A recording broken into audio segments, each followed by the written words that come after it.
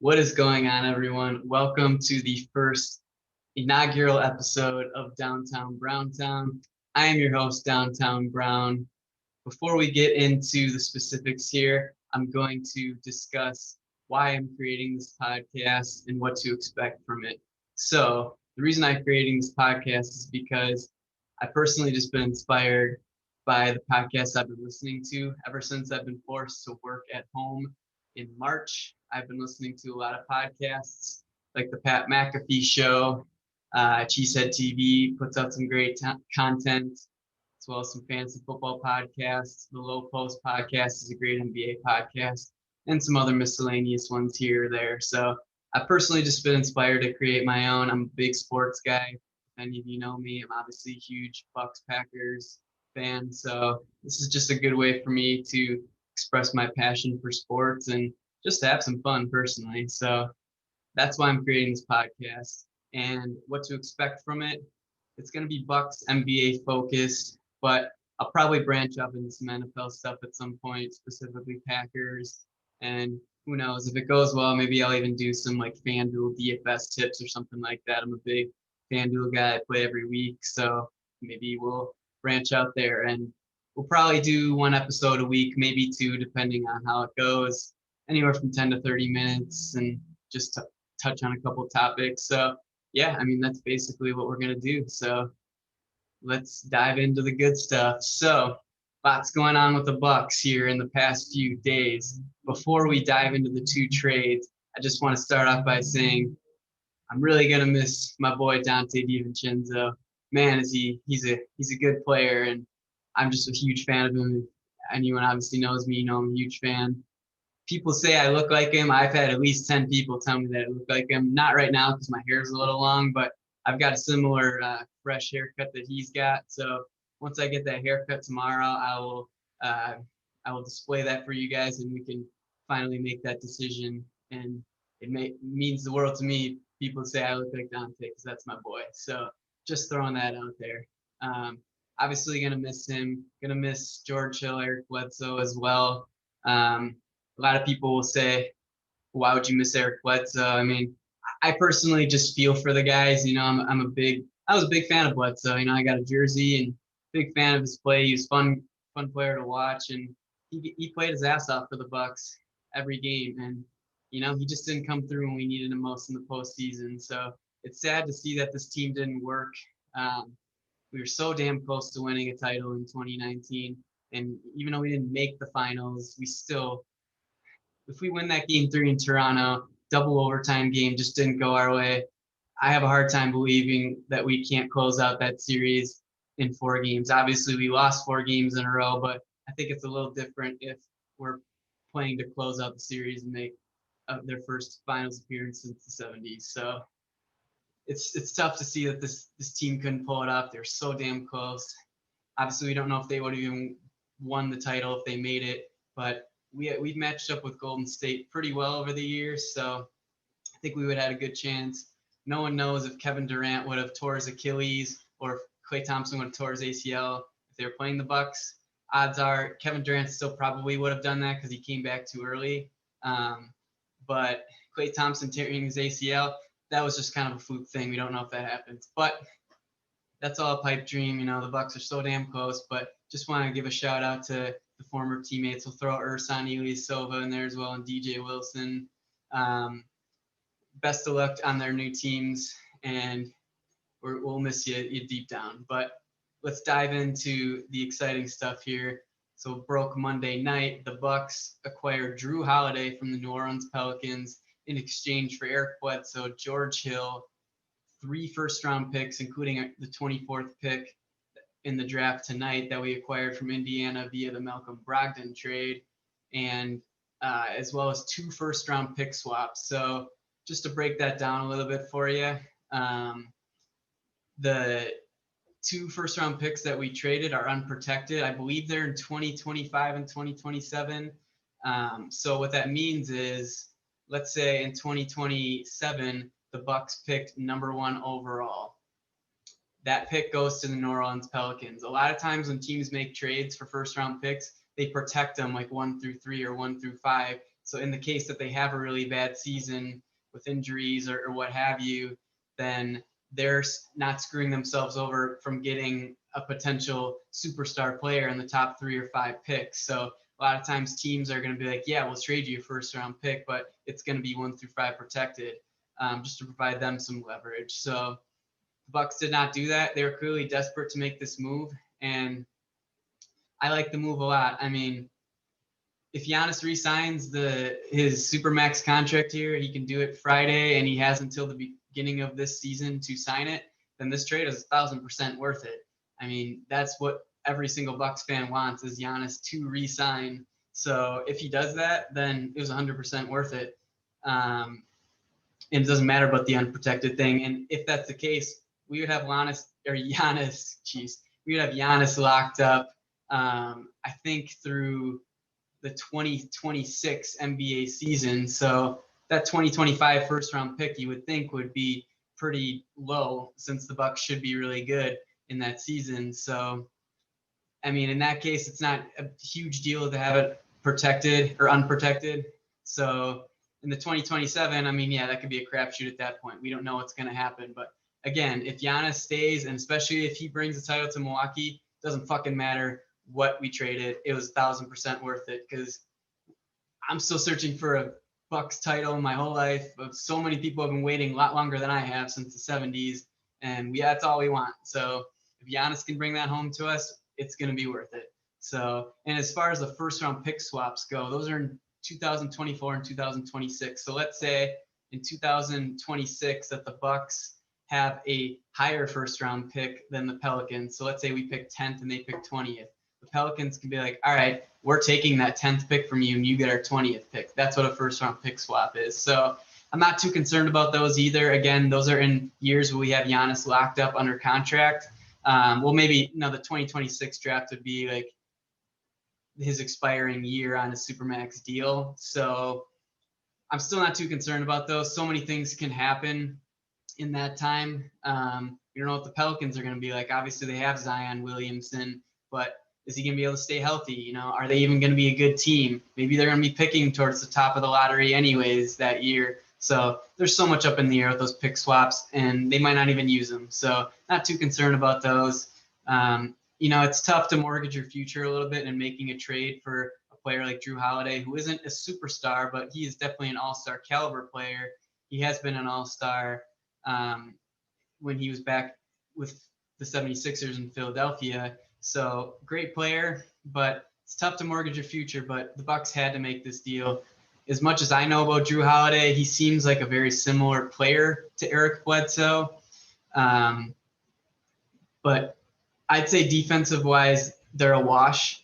They both made 2 All-NBA defensive teams and can both lock up multiple positions. I think Drew Holiday can lock up like a 2-guard better than Bledsoe maybe can, but I'm going to call that a wash. But as far as offense goes, I would say that Drew Holiday is definitely a step or a tier, at least 1 or 2 tiers above Eric Bledsoe. He can hit the 3-point shot more consistently than Bledsoe can. He is a better playmaker on offense. You can trust him running your offense, taking the ball up the court, distributing it to the right guys, not making the boneheaded turnovers like Bledsoe would do. I can't tell you how many times I watched Bucks games and Eric Bledsoe's driving down the lane, and sometimes he make a fucking sick layup. It's like, dude, how the hell did you do that? Like, there's some plays that only he could make, I feel like, but there are so many other times, and this felt like the majority, where he'd bull rush in the lane and there'd be a couple guys collapsing and be like, what am I supposed to do? And he just fucking throw it away. It's like, dude, what are you doing? That would drive me nuts. So Drew Holiday is definitely not that kind of player. He's just a more steady playmaker and ball handler in general. So I think it's a slam dunk trade for the Bucks. They had to do it. He's going to be a great player for them. As far as I know, too, Drew Holiday is loved around the league. The Pelicans loved him in the locker room. Great guy. He is 30 years old, but I still think he's got some years left in him. So it's exciting to see the Bucks make that move. When I found out he was going to be on the trade market, I didn't think there was any chance the Bucks would get him, because we just don't have the assets player-wise to acquire him. But obviously we gave up so much draft compensation that the Pelicans just couldn't turn it down. So we got a good deal out of that. And like I said, if Giannis signs that Supermax, 100% worth it. So I love the trade of Drew Holiday. Can't wait to see him in a Bucks uniform. And I'm just excited to see what he can do with this team and him playing with Giannis, Middleton, Brook Lopez, as well as the other player that we acquired from the Sacramento Kings, Bogdan Bogdanovic. First things first, one of my buddies pointed this out to me. It kind of blew my mind. Bogdan Bogdanovic. So it's Bogdan is his first name, and then it's Bogdanovic, but his last name starts with Bogdan. So Bogdan, let's fucking go. Ready to root for him. Serbia, baby, let's get it. There's already a Twitter page called Bogdan. May have been out there already, but he's got a Bucks jersey on in there. So let's fucking go. Ready to see the guy play. Before we get into that, there has been a recent report that just came out that I'm trying to explain this one the best. I'm just learning about it. So apparently there's some hesitant nature of either Bogdanovic or the Kings that that this deal might not go through or something like that, because Bogdan didn't approve it or something like that. But from what I read into it, it seems like this is just a report from, or like this is the Bucks trying to protect themselves from getting any tampering violations, because obviously free agency hasn't started yet, so they can't really acquire players via free agency right now. I know it's a sign and trade, but there's still the sign component, so I'm not sure how that all works, if that can be allowed right now or not, or if it has to be after free agency. So we'll see what happens. I mean, some of the comments I read on Twitter were saying that Giannis and Bogdan are friends. They're obviously both international players, so I don't think it could be just smoke that, Bogdan, like, he does really want to come to the Bucks. It just could be a leak from maybe Milwaukee that they want to protect from tampering violations or something like that. I'm confident that the deal is still going to go through, but obviously not a great report to see, because I'm about to talk about how excited I am that he's going to be on the Bucks, presumably, that this deal goes through. But I guess we'll see what happens in the next few days here. So disregarding any of that, the Bucks acquired Bogdan Bogdanovic. I'm going to call him Bogey because it's easier to say. And Justin James, who was a second-round pick out of Wyoming, I believe, just kind of a throw-in player, low salary player for the Bucks to throw at the end of the bench. Might not even suit up every night. For Dante DiVincenzo, Ersan Ilyasova, and DJ Wilson. So personally, I think this is a slam dunk trade. They really didn't give up much. I mean, like I said, I already gave my plea for Dante, how much I think he's a great player, and he could be a 20-point scorer in this league, borderline all-star. I think he's got a ceiling. But, last year in the playoffs, he didn't get it done. Obviously, Bogdan hasn't played in the playoffs, but we've seen a lot more from Bogdan in the regular season than we have from Dante. And Ersan Ilyasova had a $7 million non-guaranteed contract.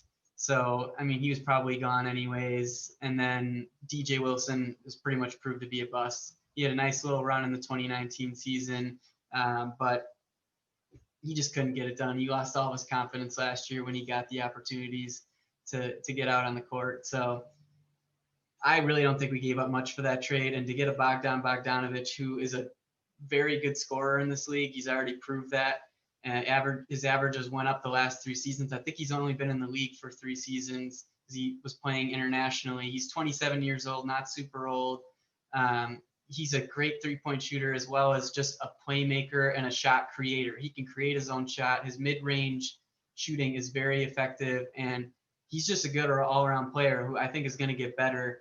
And he's going to get way better shots in Milwaukee than he did in Sacramento. It's kind of like a Malcolm Brogdon thing, where Brogdon he started the year really good last year, but he did not play super well towards the middle and end of the season last year. And part of that is because he didn't have Giannis, Chris Middleton, and guys to just, clog up all the defense and have them just dish it to him, and he would hit these wide open threes. Don't get me wrong, I love Brogdon, but, he wasn't getting the opportunity in Indiana in terms of the opportunity that he got in Milwaukee. So I think this similar comparison is going to come true with Bogdan or Bogey.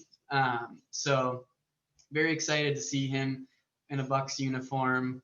I don't know much about his defense. I read a little bit into it, and people say, he's not a lockdown defender, but he can defend multiple positions and he's not going to kill you on defense. So I'll take that, and what the Bucks need at this point in time is offense. The last 2 playoff runs, our offense has not gotten it done in the playoffs.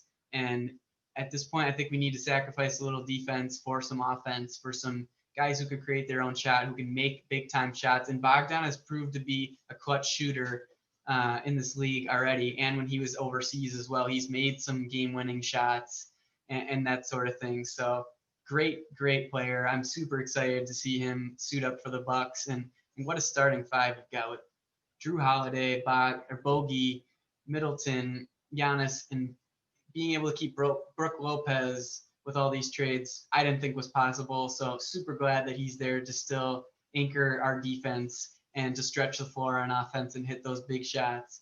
So overall, great starting 5. But as we know, what was usually a benefit of the Bucks is their great depth with guys like Dante, Pat Connaughton, Ersan Ilyasova, Marvin Williams, Wesley Matthews, Robin Lopez. Can't remember if I said his name already. Guys like that, even Sterling Brown, who's proved to be somewhat effective from time to time. We traded most of those guys away, or they declined their options. Just to recap a little bit, Wesley Matthews did decline his player option and is going to test the free agent market. I really hope we bring him back. I'm hoping that with these trades, we go back to him and be like, hey, man, let's run it back one more year. You went to college in Milwaukee. Let's make one more run at it. We made some aggressive trades. We think Giannis is going to re-sign. Let's run it back one more year and see what we can do. You can come off the bench for us and provide a nice spark. He was a great defender. He defended LeBron and Kawhi specifically very well last year. And I like Wes a lot. He was a great shooter, especially at home, but a little streaky at times. Couldn't really get you much from like creating his own shot or driving to the lane, but just a good guy to have on the team. And I don't know if we're going to be able to bring him back. There's reports that the Lakers are interested. I'm sure pretty much every title contender will be interested in a player like him on a vet minimum deal. But some people believe that maybe he declined this option because this is his last chance to get a contract above the vet minimum, and which is quite possible. And if that's the case, we're not bringing him back, most likely. But we'll see what happens. I still think there's an outside chance we get him, but I think it's very slim. And Robin Lopez also declined his $5 million player option. Pretty surprised by that, to be honest. I don't think he's getting more than $5 million on the market. Maybe it was some sort of negotiation with the Bucks and be like, hey, if you decline this, it's going to give us a little more flexibility. We're going to go make a couple trades and we'll bring you back on a vet minimum. I think that's more likely than Wesley Matthews coming back, but we will see. So the Bucks have a huge task starting Friday to fill out that bench and bring back somewhat of that depth that we've had the last 2 years. But again, with the Bucks, the depth didn't come through for them when they needed it in the playoffs. We needed good starting players to carry us through the playoffs, and that's what we have now. So I'm totally down with both of these trades, and we'll see what happens Friday for free agency. A couple guys that I like. First off, I really hope we bring Pat Connaughton back.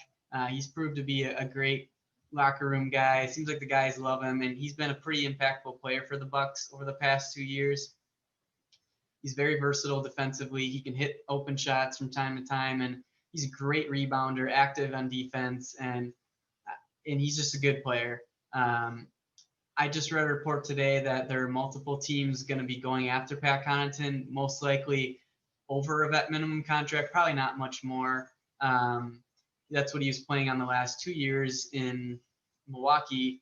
But I read a quote from him, I don't know, a couple months ago or something, that said he just absolutely loves it in Milwaukee and he wants to be a part of this team if they're a title contender and if he's getting playing time, which both of those would be true if he comes back. Well, we're a title contender either way without him, but so yeah, hopefully he comes back, and he's also a very smart guy and has, I don't know what he's planning on doing when he retires from the NBA, but he said that he thinks he's probably going to make more money outside of the NBA than when he's in the NBA. So that's very interesting, and I hope he stays true to his word and re-signs with the Bucks. So that's priority 1 for me. A couple other guys that we could acquire via a vet minimum deal. And before I say that, we also have a mid-level exception, which I think is $9 million. I'm not really sure how that works, but I don't think we can go over the cap to use that exception. But you can use, like, let's say we only have $6 million to spare. We could use that $6 million with that mid-level exception. So I don't get the logistics of it personally, but we've got that there, and I think we can sign a couple vet minimum deals as well. Then we'll still not be over the luxury tax. So a couple guys that I like specifically are DJ Augustine, who was on the Orlando Magic last year. He lit the Bucks up in Game 1 of the postseason, and also against Toronto in the 2019 postseason of Game 1. He's been around for a while. He's a scorer. He can go get you buckets. He's a streaky shooter, but man, when he's making them, he's making them. So I really hope that that's a guy we look at and potentially sign. Excuse me. And then a couple other guys. Mo Harkless is a good player. He's a versatile three who can defend multiple positions.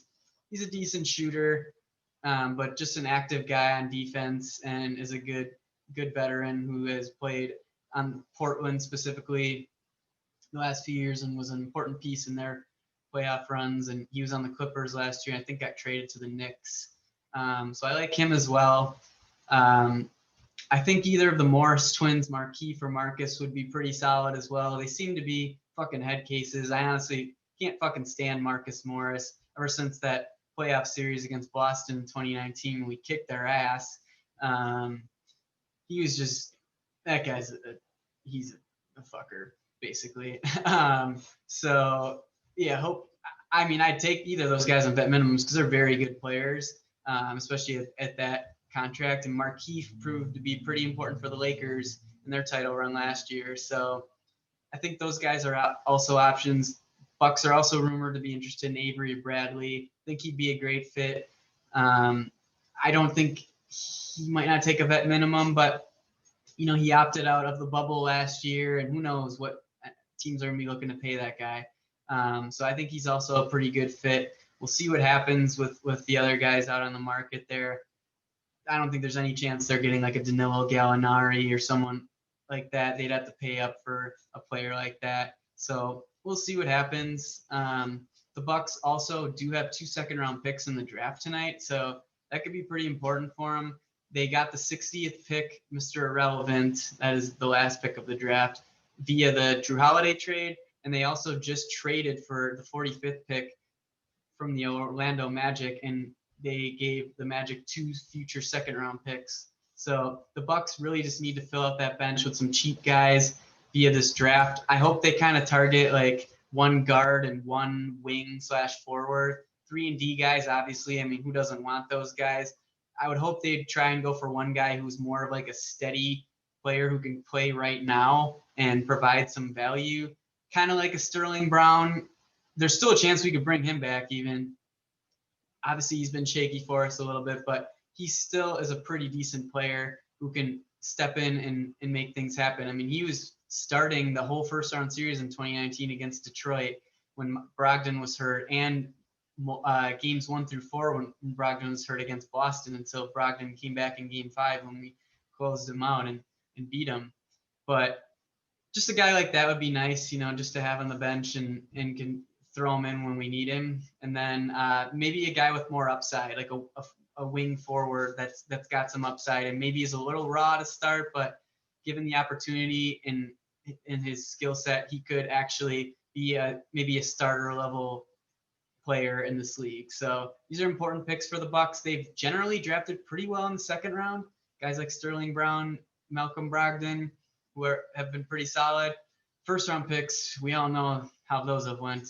The Thon Makers, the Rashad Vaughns, the DJ Wilsons of the world. I mean, man, talk about some busts there. I mean, gosh, doesn't get much worse than that. So hoping they can at least get one somewhat impactful player in the second round of the draft tonight. So I'm excited to see what they do come Friday, and let's all keep our fingers crossed that Giannis signs at Supermax, and let's all jump for joy and fucking rage, because that would be such a big win for small markets, the Bucks, the NBA in general, it's hard for small market teams to keep these superstar MVP caliber players. You've seen guys like Anthony Davis leave a small market in New Orleans and go chase a title with the Lakers. That ended up being successful. You look at a Kevin Durant who left OKC, a small market, to go to Golden State and won 2 titles there. That was obviously successful. So keeping these MVP caliber players around in small markets has not been easy. So this would be a huge win for obviously the Bucks, but the NBA and small market teams in general. So, gosh, it's going to be an interesting, month really. I don't know how long he's going to take to make the decision, but we will keep our fingers crossed and hope for the best because we all want to see Giannis fucking dunking on people for the next 6 seasons in a Bucks uniform because it's unbelievable and he's just an amazing, amazing player. So yeah, that's all I wanted to cover today. I hope you guys enjoyed it. I'm going to be posting this on YouTube, I believe. I'm still trying to figure out how to get this whole podcast thing started. I will send out the details. And if you enjoyed the video, please click the like button below, assuming this gets on YouTube, as well as subscribe to my channel.